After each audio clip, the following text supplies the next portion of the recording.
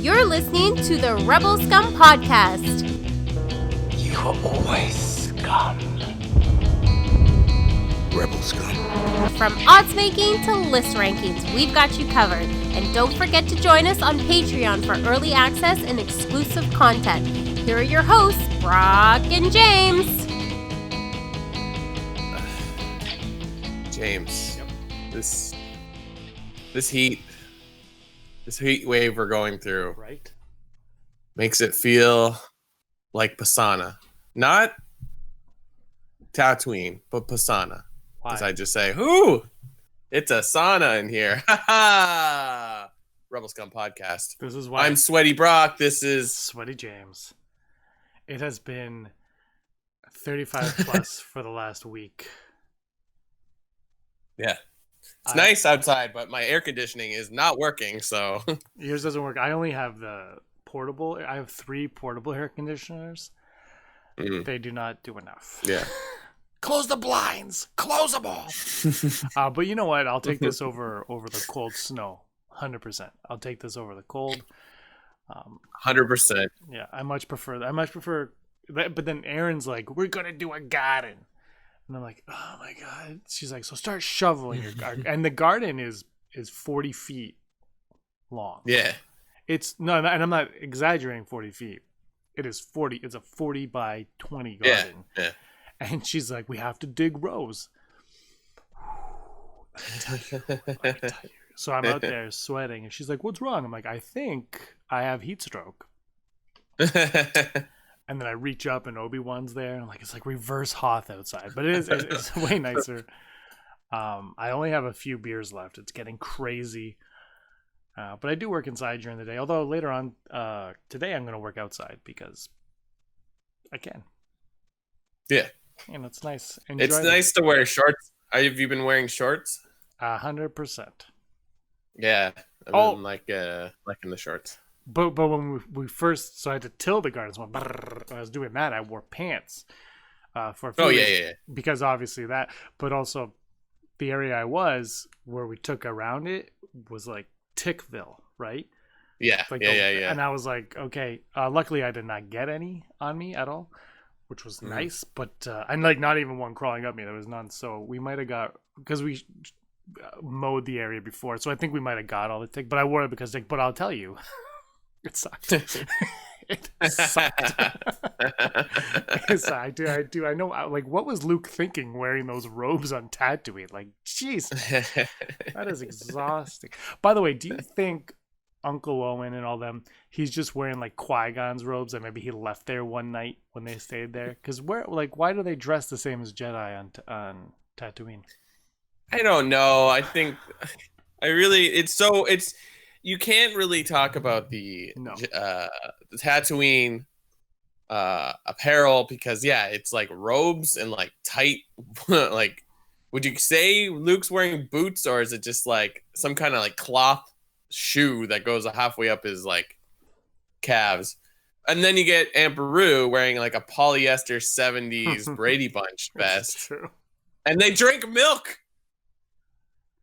Yeah, I don't even like milk when it's cold out, let alone I'm not a milk supporter.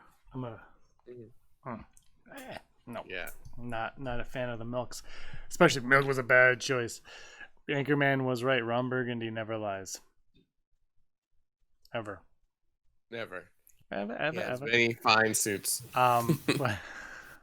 This week on Monday, May 25th, it was my youngest sister's birthday. But also, it's Star Wars Day, the day where the original Star Wars was released. And I gotta tell you this. So 2 days ago, or yesterday, I don't know when it was, I don't know. I think I was like, what should we talk about this week? Which was very last minute. And I found an interview with Gary Kurtz from 2010. Oh, wow. So it's 10 years old, and he is going to Star Wars Celebration 5. Right. And he's pretty candid, and he talks a bit about how him and Lucas kind of parted ways and why he no longer is affiliated like with Star Wars. It was a pretty good read. I cannot remember for the life of me what website it was on, but it was 2010 Celebration 5. And he talked about how They called it episode 4, not because they were planning on 3 more before, but it was like just for fun to what they used to watch as kids, how it would just be an episode. And they'd watch in the middle of a series and it'd be like episode 4. So they just called it episode 4. It just happened to be the number they picked, apparently, according to Kurtz. And he said so Lucas had this 500, I think it was 500 pages or something, like story. And they're like, it was just too much to do. So the middle part of it seemed like it would make a good movie. And that was A New Hope. It ended up being A New Hope. And he goes into how they tried to get Flash Gordon rights, but it was too expensive and they wouldn't have any control. And then Empire Strikes Back, he says, he came up with the title, but he also said that, I didn't really know this, that was actually part of that original 500-page script, was actually Empire Strikes Back was a part. I don't know how much of it, but a part of that was in there. And then he titled it Empire Strikes Back, and he left Lucas. He didn't do Return of the Jedi because at that point he could see that it was all the focus was on the toys. Yeah. And he didn't. Oh man, it was gosh, I wish I could tell everybody where to read it because it was a good read. It was but he says they were working on it, and originally Han Solo, the first half, like exactly like we see, it was about saving Han Solo. They save Han Solo, but halfway through it, the Imperials kill him. So Solo gets rescued and then dies, and then it would end with Leia struggling with being a politician. And it would end with Luke walking off into the sunset. He said, much like Clint Eastwood in those Westerns. So there was no him putting on the helmet saying, I'm the new Vader or anything. And according to Kurtz in this article, that's 10 years old. Yeah.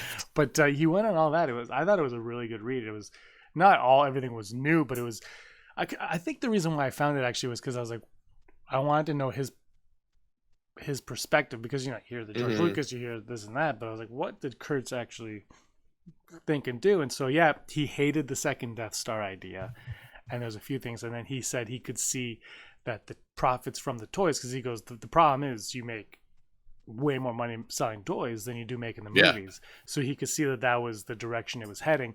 And he actually also said that he didn't mind the prequels. He didn't like Hayden Christensen, so he's on your thinking, Brock. Yeah. He didn't like he said that flat out, and there's a few other things, but for the most part he said he didn't mind them. So that surprised me more than anything. Nice. That's awesome. It's wild that there's still stuff out there. Stories. I know the interview is like 10 years old, but it's just literally 10 years old. That's not something that we talk about on a regular basis. You know what I mean? Yeah. So it's like there's still so much information out there. I mean, if anything, this shows you like how movies have to go through several drafts when they're writing. Like it's just, you don't just automatically like think up, yeah, he's a kid, and then he's also a wizard. Like, oh wait, I guess J.K. Rowling kind of thought that. Wow, that was a bedtime story for kids. Yeah, that's right. I think he goes into the drafts and all that, and it made me go, what's funny is, so the Rise of Skywalker, they had a ton of drafts and everything for it, right? And somebody, I won't say who, but they tweeted out like, people who like this movie, how can you like it knowing that they had to do all these rewrites? And do you like the first Sam Raimi Spider-Man movie? Yeah, sure. Okay, when it came out, did you like it? Yeah, because the CG of him swinging around was great. I actually just rewatched Homecoming, and I was like, this is a great Spider-Man movie. So I like Homecoming, but Iron Man takes me out of that movie. That's right, I said it. Take that, Tony Stark. Take it. I like Far Away from Home, or whatever it's called. I don't know what it's called. Far From Home. I've actually liked every single Spider-Man movie because I don't really give a shit. Yeah. Same with Star Wars. I don't care. But anyway, the first Sam Raimi movie, which everybody loved, and it made $1 billion opening weekend. It was the highest grossing opening weekend of all time. Yeah. Made like $90 million at the time, which was insane. Anyway, I can't find the article. I'm trying, but David Koepp, is that how you pronounce his last name? Koepp, David Koepp, I think it is. He directed Premium Rush, and anyway, he wrote that script. He wrote Jurassic Park. He wrote a bunch of stuff. He didn't do Spider-Man 2 because he had to do like 125 drafts of Spider-Man. Of the first one. Of this first one. I remember reading that when I was in college at the time. I was like, wow, that's insane. And he's like, Right. I just don't think I have it in me to do it again. Yeah. So, and then the Spider-Man 2 writing stuff, there is drama behind that. Anyway, I won't get into that. Yeah. But yeah, so revisions happen, rewrites happen. It's filmmaking. It's a process. It happens all the time. Exactly. And you know what? Actually, Tiny Toons Christmas special. One of the best. If you haven't seen it, I suggest you do. You got William Shatner in there. You got Cher. You have Luke Perry. There's none of their actual voices, but they're no. It's Tiny Toons. You have the Schmagoos, which are like the Who's, but a ripoff of the Who's. And anyway, there's one part, and the whole time Plucky Duck. Do you remember Plucky Duck? Plucky, oh yeah. Plucky is like, he's trying to be a part of it, and they keep changing the script on him. He's like, we're on pink pages, we got the purple pages, and he never knows what he is. Eventually, and I don't know. Every time I think of the rewrites, I think of that. But even that's 1991. Yeah, like it's just, you gotta think of like, it's you're not even talking about what the like studio wants you to do or whatever, right? Even just like your main idea, you don't figure it out in the first draft. Like it would be wrong to like, this is my first draft, I'm done. And like, no. The first draft is, you could finish it quickly. It could be done. But by the time your thing is finished, it's gonna look very different. Yeah. But it's so true. Actually, there's so many articles now where it's like, we've talked about this before ad nauseum, where it's like, where the new trilogy should have learned from the old trilogies, and just like, or like, this is what should have. Like I guess I read, looking for Hollow News, there was a one about Fassbender was possibly going to be Poe Dameron, but it's just like, the title is always like, who the actor who would have been Poe Dameron, and then you read it's like, well, he auditioned for a main role, but it wasn't like, the character wasn't fleshed out. It was like, it might have been like male rebel pilot, but it even says in the article that it's like they didn't care about like gender or race for characters per se. They just wanted to find the right actor. I think the final three for Finn were Boyega, Jesse Plemons, and another white guy, I think. Yeah. So it's just it's just like you like listen to these stories and like, who cares? It's like, I remember when I think when I was younger, like high school or college or whatever, and you heard like Christopher Walken auditioned for Han Solo, you're like, oh, and then Saturday Night Live took that and ran with it. It's when you can look at it and be like, that's fun, like when it's fun, it's fun. But now it's like Will Smith was almost Neo, but he turned it down. It's fun. You could talk about it. You could have a good time. You shouldn't think of what would have been, and nothing would have been, because it didn't happen for a reason. And you get what you get, and usually you get the right answer, because sometimes, like Will Smith as Neo, he was probably right to turn it down. Maybe financially he was wrong, but I don't think he would have been as right. I mean, it probably would have been written differently. So I mean, who knows? Maybe the movie doesn't work because it's Will Smith. I think Suicide Squad works only because of Will Smith. Actually, I don't think Suicide Squad works, but I think Will Smith works in Suicide Squad. But I know what you mean. Like it's like if you put Will Smith in the type of actor he was at the time, I guess he's still kind of the same. It would become like Men in Black, where it's like he becomes part of a secret society, which maybe that wouldn't have been bad. I don't know. It's just maybe that's why I didn't want to do it. It's like, it's the Matrix. Just relax. It's a lot of bending over really dramatically. But people turn down roles all the time. Sometimes you hear them like, "Oh, I regret that one," but then you like, and sometimes they flat out say, "Nah." Well, like Ghostbusters, John Candy turned down Lewis Tuttle, my favorite character, Rick Moranis, the greatest, and I believe it was Honey, I Shrunk the Kids. John Candy also turned that down, and he both times suggested Rick Moranis for those roles, and he just actors, the good ones especially, will know like that's not for me. Exactly. You're like, this is who's way better for the role. Everything's the same. I will recommend a better podcaster than me every day of the week.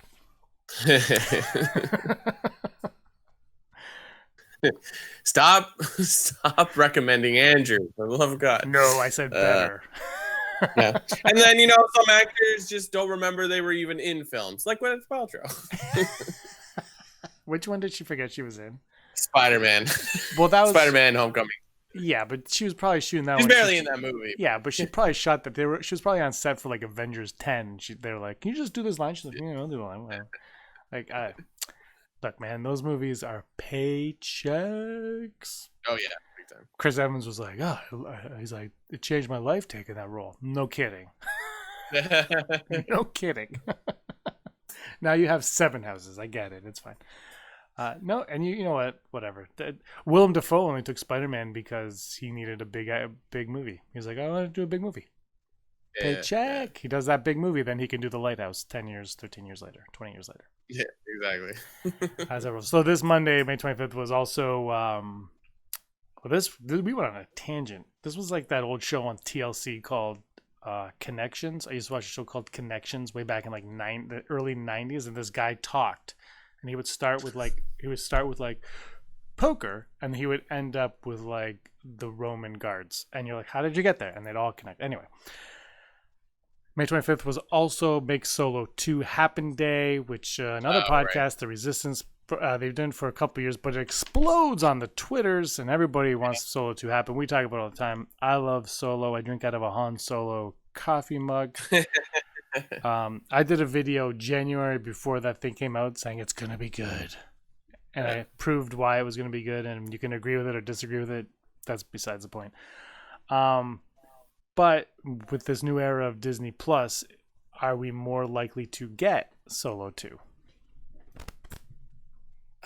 I think that would be silly not to, but I don't know. I think they've learned with The Mandalorian that you take a chance. So I don't know. I'm on the fence about this whole hashtag Make Solo 2 happen. Don't get me wrong. I want that movie. I was, again, bringing up Spider-Man again. I was watching it with Reham, and the chemistry between Ned and Peter, I'm like, that's like Chewie and Han and Solo. Like, it's just like, that was the best part of that movie. Absolutely. Like, Alden Ehrenreich and Jonas Sotamo, like, they're back and forth. That is grounds for a whole other movie.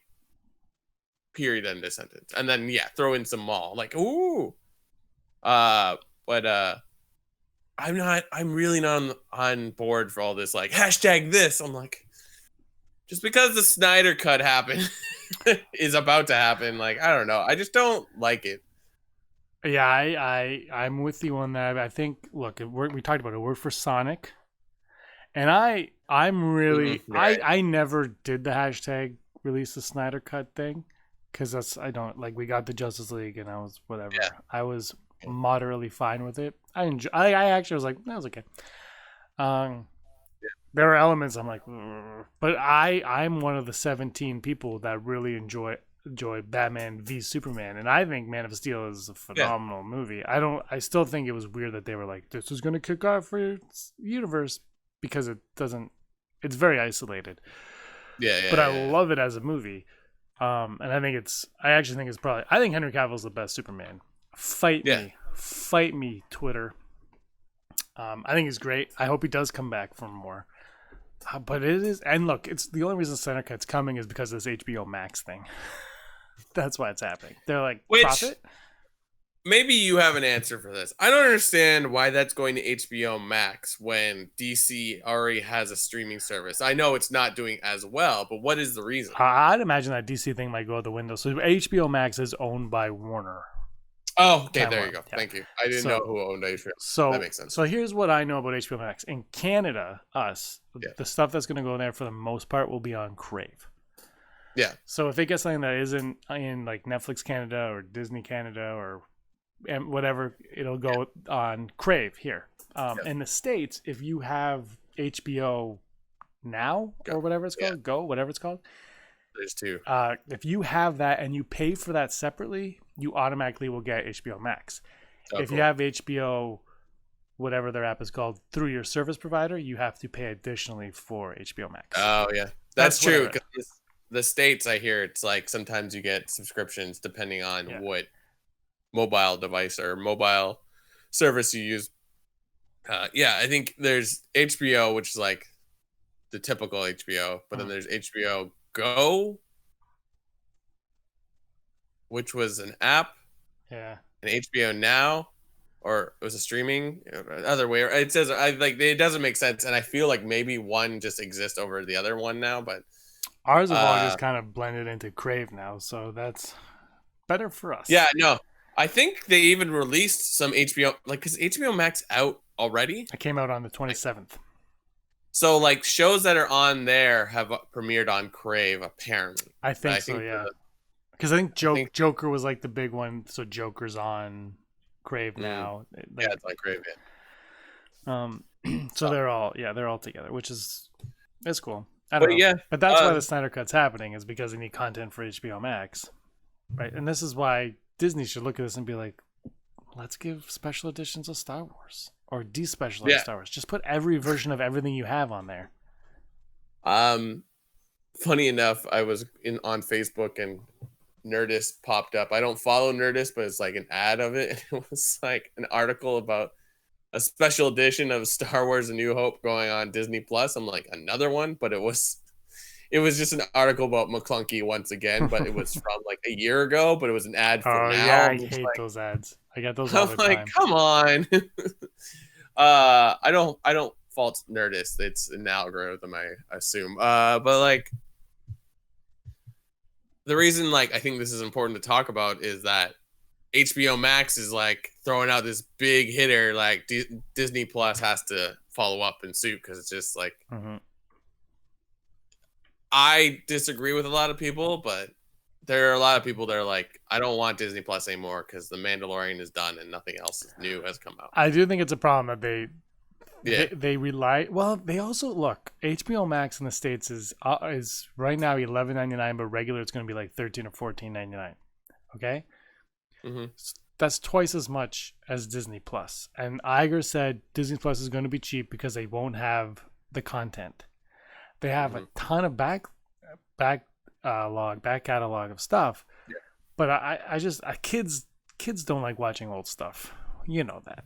They're not like there's a few old ones. Don't get me wrong. Like there are the ones that are nice, but the old stuff, I just don't. How many kids are sitting down and watching Pollyanna without their parents forcing them to do so? You know what I mean? Like that's just old stuff. You know that's the thing though. But a lot of it is that, like the Lion King and Aladdin, they're old, but I think they're still kids will still watch them because the songs are fun and they're very colorful. Yeah, but the older you get, it's like, well, I don't know if I'm going to sit through that. So I think that's one thing that they really like. I don't know if you've seen, but Josh Gad, who does everything during quarantine, he's like a better John Krasinski who doesn't sell out.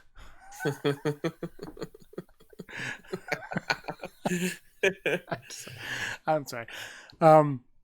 Anyway, they've been doing these Olaf shorts. Have you seen these?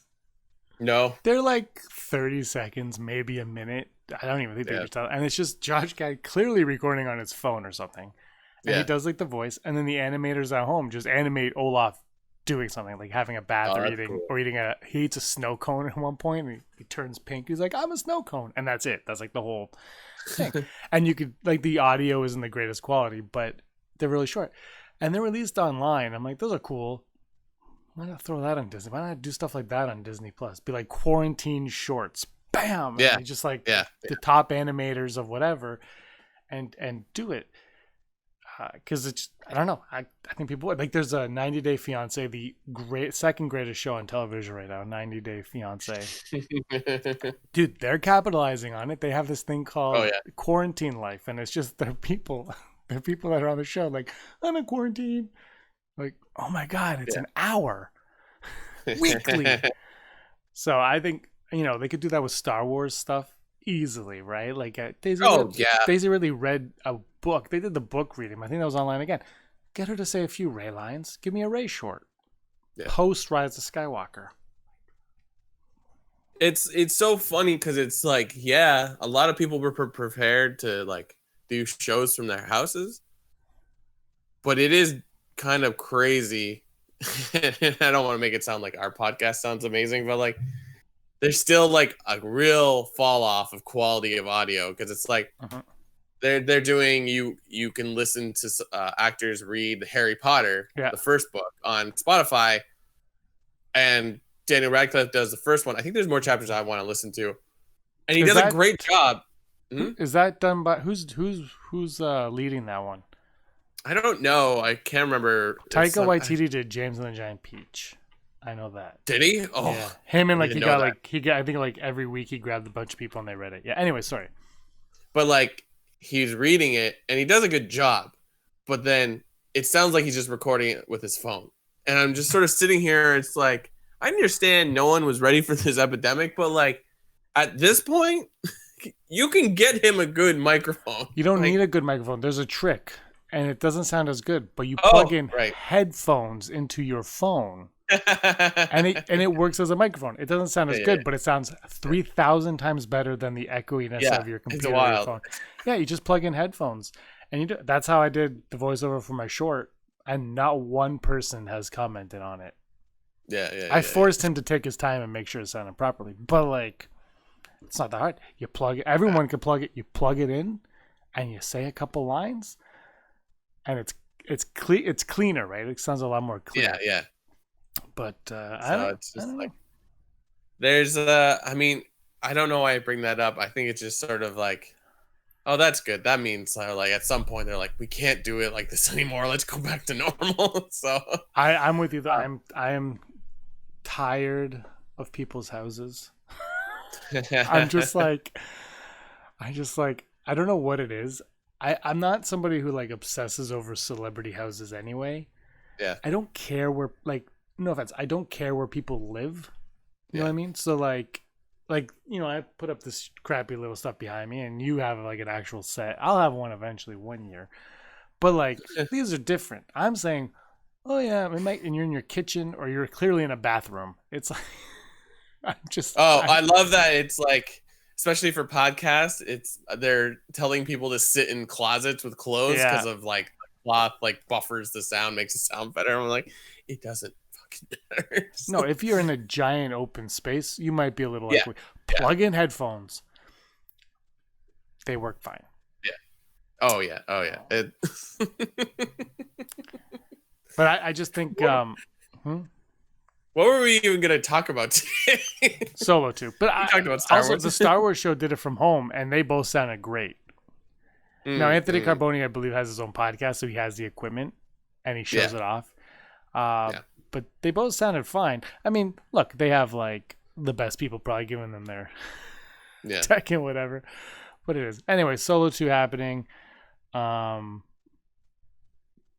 really all we had.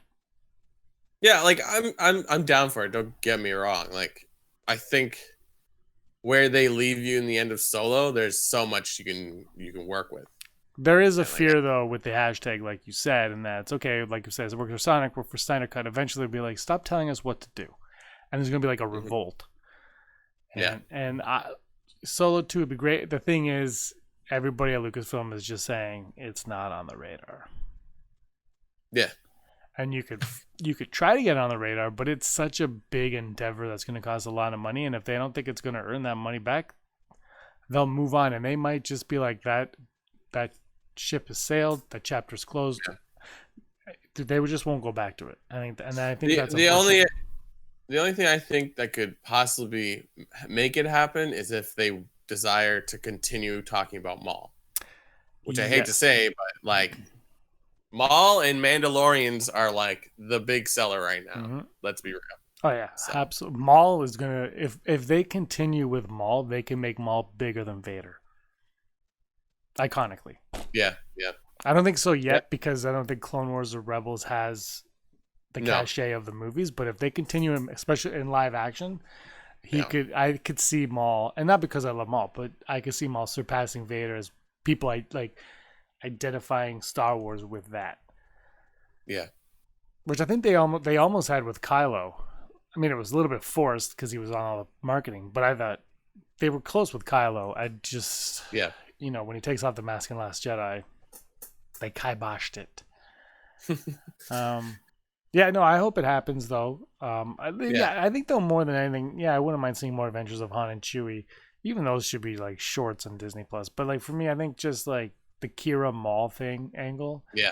And I think part of their resistance to this, no pun intended, might be that they don't feel enough people saw Solo. And since not enough people saw Solo, maybe they're like, well, how do we tell this Kira Darth? It's not worth that because they don't know this exists. Yeah, so that could be a problem. Now, when Solo, I still say on July 9th, I believe it is, when Solo hits Disney Plus, that's what we do. That's the day we take.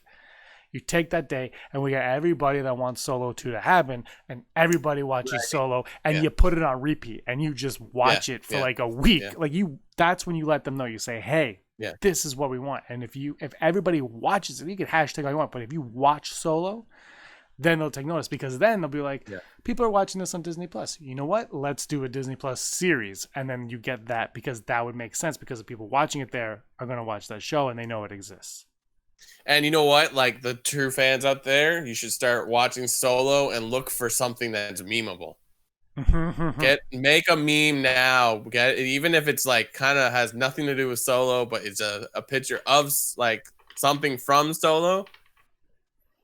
Just make like think up a meme that makes sense. Absolutely. Make Solo 2 happen. I think it's July 9th.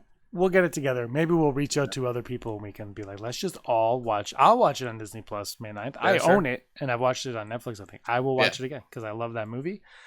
Mostly I just love Star Wars and I like Darth Maul. All right, odds.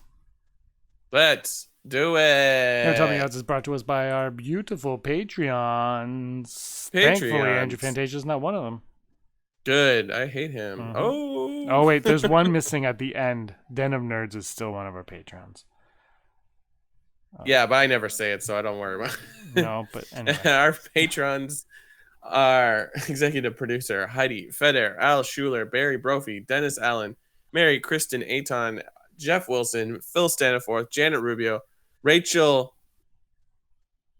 Alford. I forgot I had to say it because apparently we've been saying it wrong. Sorry.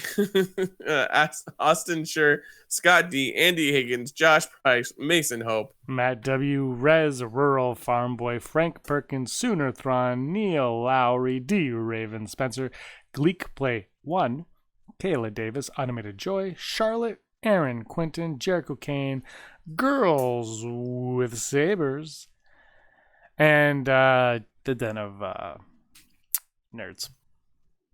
Denim Nerds. We still don't know how much denim he actually wears. Denim. He's doing his own trivia show over there because he likes to rip us off. Oh, right. Yeah. All right, first odd. Could Mandalorian Season 2 lead into a Solo sequel series? Now, you might think that's confusing because Mandalorian takes place many, many years after Solo. However, could they introduce something in The Mandalorian and then the Solo series be a quote-unquote prequel to that? Perhaps.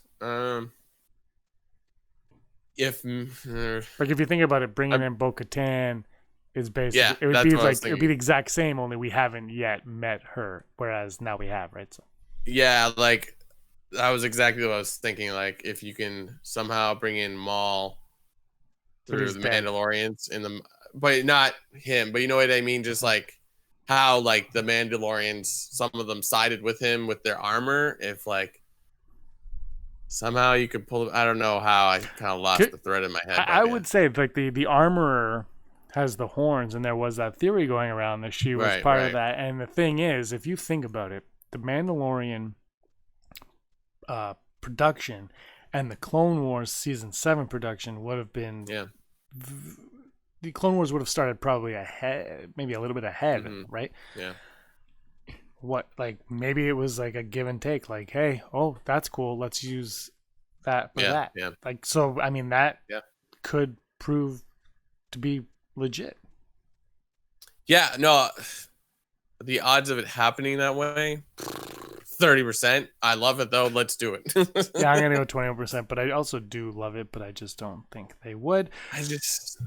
Yeah. It's almost hard. It's like, well, we'll reverse engineer this. Yeah. It's like, I don't want to force the Mandalorian to do anything it doesn't want to do. You know what I mean? Like, oh yeah, let Favreau and Filoni do what they do. Well, if you think, okay, but think of it this way, they're like Fennec Shan, right? Ming-Na Wen's character. I think that's her name.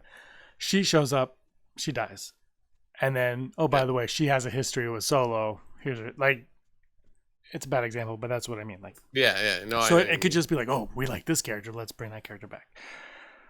Next odd, the odds of a Disney Plus Darth Vader limited series. Live action or animated, or doesn't matter. Doesn't matter.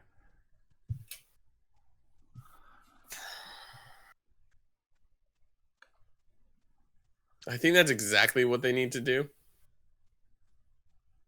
Though,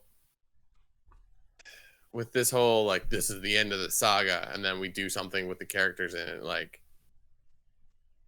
even though it's a side thing, like, it's, you know, like, you can do as many Darth Vader comics as you want. It's not going to change really what happens to the Darth Vader in the movies, right? So it's like, I don't feel like it's the same thing, but they're so stuck on that idea of, like, this is the end of the saga, which I think is the right move, but it's just like, I don't like how they marketed it so hard. And then, you know, they market the idea of the Skywalker saga, and then the Darksaber's in it, and you're like, so the Mandalorian's part of the Skywalker saga now? Well, that ad would suggest so. Yeah. So, like, that's the thing. It's like, I wish they wouldn't market themselves into weird corners like this. Like, if they say the end of the saga, we'd be like, this is the end of this story, and now anything moving forward is going to be something new.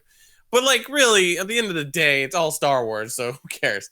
I am going to go 45% live action, 80% animated, because I think animated just is a smart move for any of these old characters, right? Just do it this way. I'm gonna go full Brock. Yeah. I feel like eventually they might be like, well, we need the big guns. Focus on Vader. Everybody loves them some Vader. Yeah. I wrote 4 odds, so I'm gonna pick a third one, and we'll save the other one for next week. Okay. Final odd today. The odds of Bryce Dallas Howard directing any sort of Solo sequel or spin-off. I like that, though. Just like, haha. But then she gets fired. And someone that worked with Lord and Miller gets hired. their kids get hired. The cycle is complete. Their parents get hired. Yeah.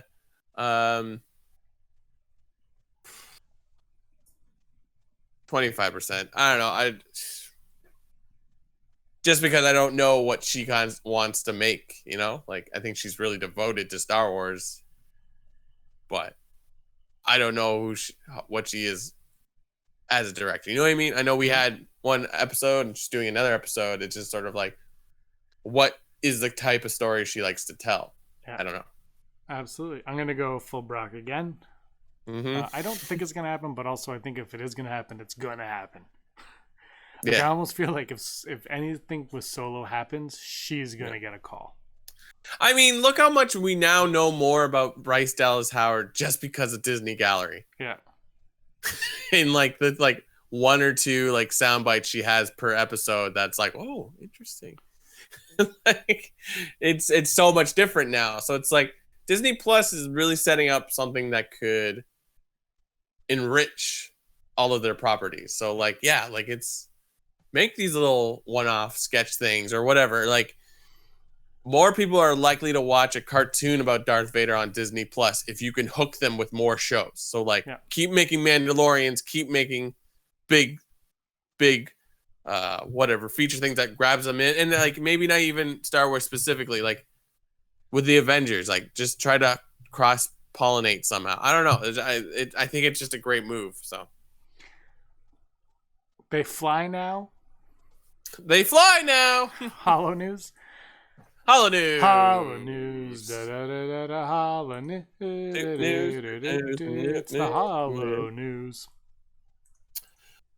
The Holo News, the news you need to know right now. Talking about enriching their properties, there is a new Star Wars VR game coming out called Star Wars Tales from the Galaxy's Edge, made by Lucasfilm's own entertainment studio ILM X Lab or ILM Plus Lab. I never know what the undercase X means anymore.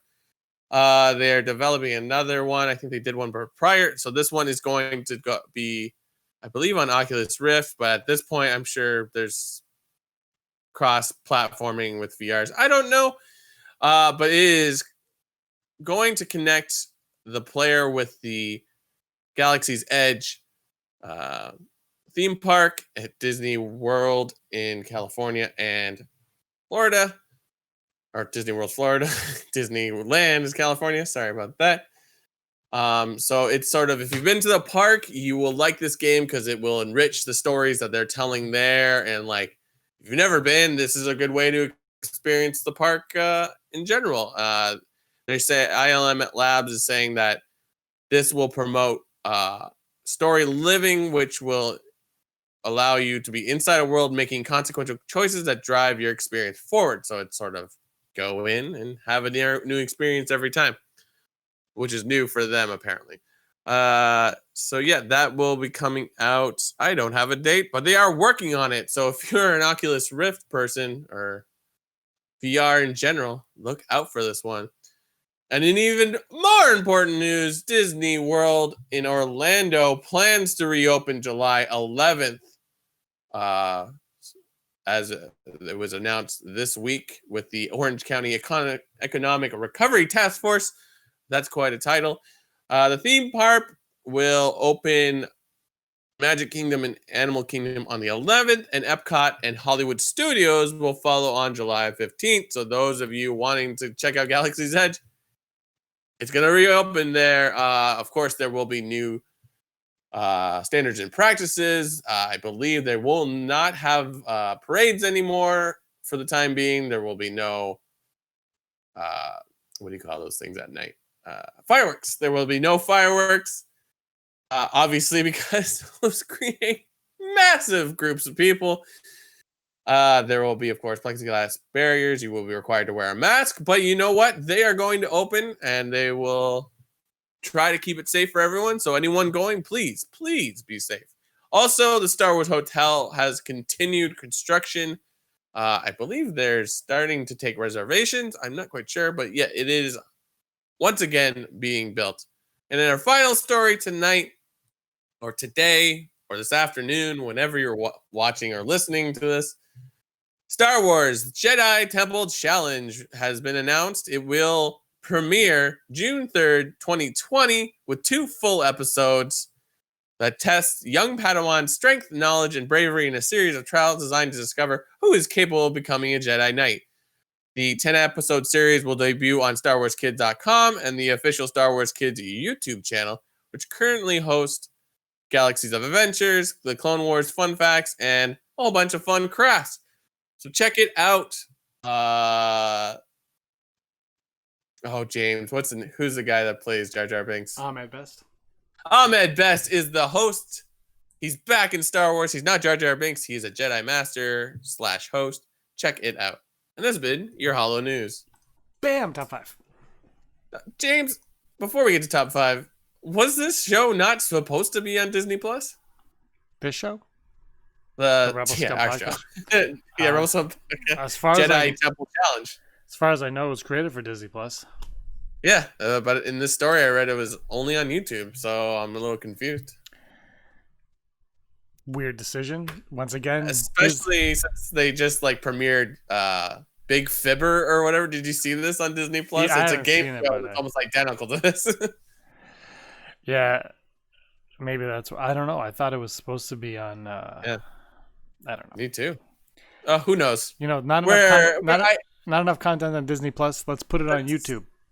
yeah, let's just remember that all I do is cut and paste when I do Hollow News. Anyways, on to what's our top 5? Top 5 solo Star Wars story moments in celebration of Make Solo 2 maybe happen. Top 5 solo moments. The shootout at the end when Beckett gets shot. I really like that moment.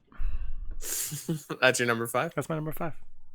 My number 5 is when you get to meet Mistress or Lady Proxima. Love it. I want more. I have what's the other guy's name?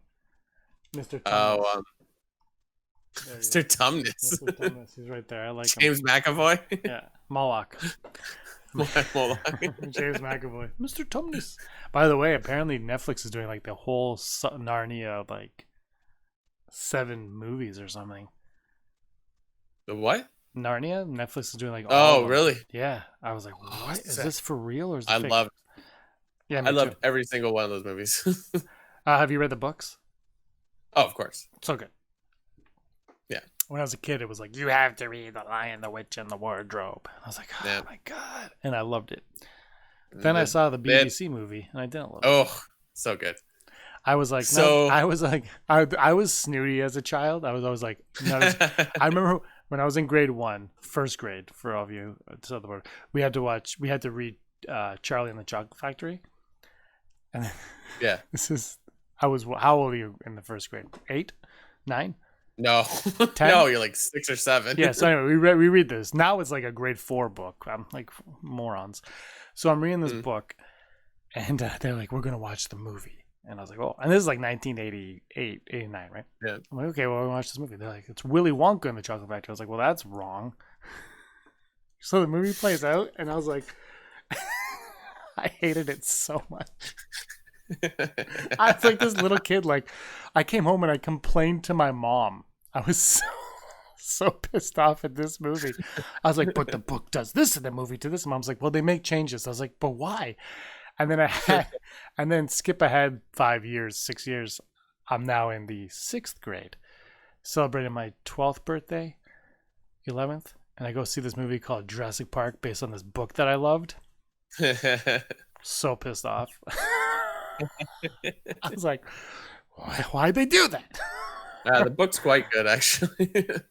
It is, but I've learned to really enjoy the movie, but I have to separate it. Like, but as a kid, that's how I was as a kid, though. Same with Lion, the Witch, and the Wardrobe. I liked the BBC one I liked more than the other adaptations of those. But I was still like, but it's missing this. It doesn't have. I'm like, oops, whoa, earthquake. I'm very hard to please when it comes to book to movies. Oh yeah, especially with Lion, Witch, and Wardrobe and the newer movie, it's like there's there's like at least a 15-minute scene that like doesn't occur in the book because it's not happening. Yeah. Well, I did like the new movies I was able to enjoy because like I said, as I get older, I can separate things. I still haven't watched the Bourne. I haven't watched the Bourne movies yet because I'm just like, well, Matt Damon is not Jason Bourne, and I hear he's great, but I'm just like, I can't watch it. Anyway, your number. Wait, 4? We did 5. Okay, the opening chase scene is my number. Oh, yeah, right after Proxima when he's in the car and he gets stuck in the. I like that a lot. My number 4 is going to be the train chase. It's just nice. My dad's least favorite part of the movie. Because why is there I don't need a train? I thought it was cool. My phone autocorrected Kessel to Kessler. So the Kessler heist. The heist on Kessler. The Kessel heist, when they go there and Beckett's wearing the Lando suit from Return of the Jedi, and then Kira does the Kira whatever it's called, and anyway, all of that. I love that. My number 3 is going to be. Oh God, I had it in my head. What was it? Oh, I know what 2 and 1 are. I guess Chewie and Han meet for the first time. I think that is just perfect. I thought our 1 and 2 would be similar, but my number 2 is meeting Chewie and Han meeting for the first time. 2. What's your number 2? My number 2 is Lando and Han playing cards. Everything about that scene's just cool looking. Great scene, it's just like visually, like great scene. My number 1, Darth Maul. Same, Darth Maul. Darth Maul, the face of Star Wars. You know, it's like the choice they made at the midnight hour, or whatever this saying is, the 12th hour, the 13th hour, the 13th hour. And it's just like, no, still works. The only problem I have with it is that they don't have there's no forward thinking on it. It was just, it works, but it's cool. But why? Again, why? Why? Now, it's awesome that Kira goes with him, but why? Yeah. That's all I want to know. So give us that answer in Solo 2, the Disney Plus series, Kira, or whatever. I don't really care. All right. Oh, I remember what my original number 3 was, the reveal of Enfys Nest, which makes no sense, but still that's cool. That was almost my on my list, but didn't make it. You can listen to us on Apple Podcasts, Google Play, Stitcher, SoundCloud, iHeartRadio, wherever you get your podcasts. This has been the 171st episode, Brock. Wow. Anyway, I have to get back to work. Okay, bye. All right. Well, you would say that. You know why? Because you were always. I'm James. He's Brock, and he was always. Wow, 171, and you still don't know that I'm Scum. Rebel Scum. Hey scumbags, thanks for watching. Don't forget to give us a thumbs up on our video. As always, please subscribe to our YouTube channel, Rebel Scum Podcast, for all the latest videos.